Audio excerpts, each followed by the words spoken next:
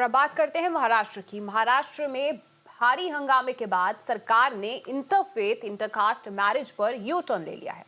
विरोध के बाद शिंदे सरकार ने इसके नाम से इंटरकास्ट हटा दिया है। फैसले के बाद अब अंतर धार्मिक विवाहों की निगरानी की जाएगी। आपको बता दें कि सरकार के इस कदम की महिला संगठनों ने आलोचना की थी। महिला संगठनों का कहना था कि परिवार में हस्तक्षेप करने के लिए बजाय सरकार को अपने नागरिकों के स्वास्थ्य, सेवा, शिक्षा और रोजगार पर ध्यान देना चाहिए।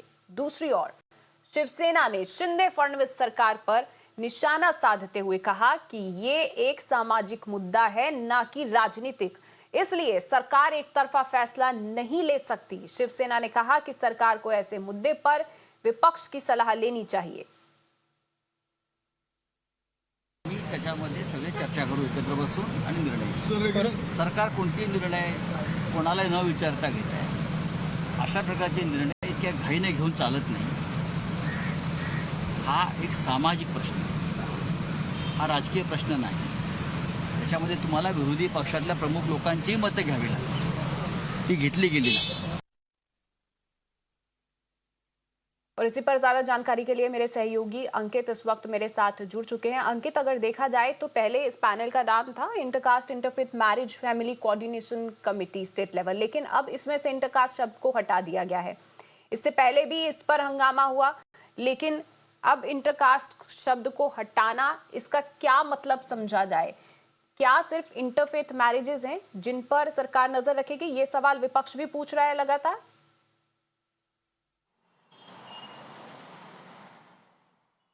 जी हाँ, बिल्कुल। जैसे कि हमें पता है कि मंगल प्रभात लोढ़ा जो मिनिस्टर है, उन्होंने जब प्रेस कॉन्फ्रेंस ली थी, इस प्रेस कॉन्फ्रेंस में उन्हें क्लियरली ये बात कही थी कि इंटरफेथ और इंटरकास्ट मैरिज, और उस प्रेस कॉन्फ्रेंस के बाद जब अपोजिशन लीडर्स से उनको प्रहार होने लगा, जब उन्होंने कहा कि अब सरकार लोगों के बीच में आएगी, लोगों के शादी, उनको किससे शादी करनी है उसके बीच में आएगी। जैसे कि प्रेस कॉन्फ्रेंस में उन्होंने ये बात कही थी कि किसकी शादी किसके साथ होने वाली है, कमेटी बनेगी, हम एक हेल्पलाइन नंबर भी जारी करेंगे। उस हेल्पलाइन नंबर में अगर ऐसी कोई दुविधाएं होती है, जैसे कि ये सारी चीज़ें जो पैनल बनाया गया है वो श्रद्धा वालकर मर्डर केस के बाद सारी चीज़ें हुई है। तो मंगल प्रभात लोढ़ा जी का सबसे बड़ा कहना ये है कि अगर ये सारी चीज़ होती है तो वो किसके पास जाए, किसके पास लोग जाए, तो उसके लिए हम ये चीज़ें कर रहे हैं। लेकिन इसके बाद उन्होंने वहाँ पे भी क्लियर कहा था कि इंटरफेथ और इंटरकास्ट, लेकिन उसके बाद जब अपोजिशन ने सारे सवाल खड़े हुए कर दिए और तब जाके ये इंटरकास्ट नाम का जो शब्द है वो निकाला गया है। लेकिन सबसे बड़ा सवाल अभी ये उठता है कि इंटरकास्ट ये शब्द निकाला तो गया है, लेकिन क्या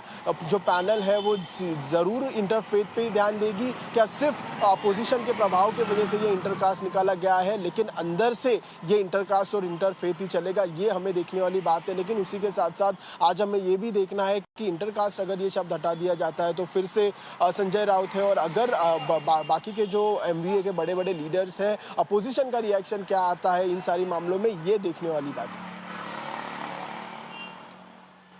जी, बहुत बहुत शुक्रिया अंकित आपका इस तमाम जानकारी के लिए। तो अभी विपक्ष की प्रतिक्रिया इस पर नहीं आई है, और इस पर जिस तरीके से यू टर्न लिया गया है ये बड़े सवाल खड़ा करता है, और इस पर अपडेट आपको देते रहेंगे। लेकिन इस बीच एक बड़ी खबर आ रही है, बड़ी अपडेट आपको देते हैं।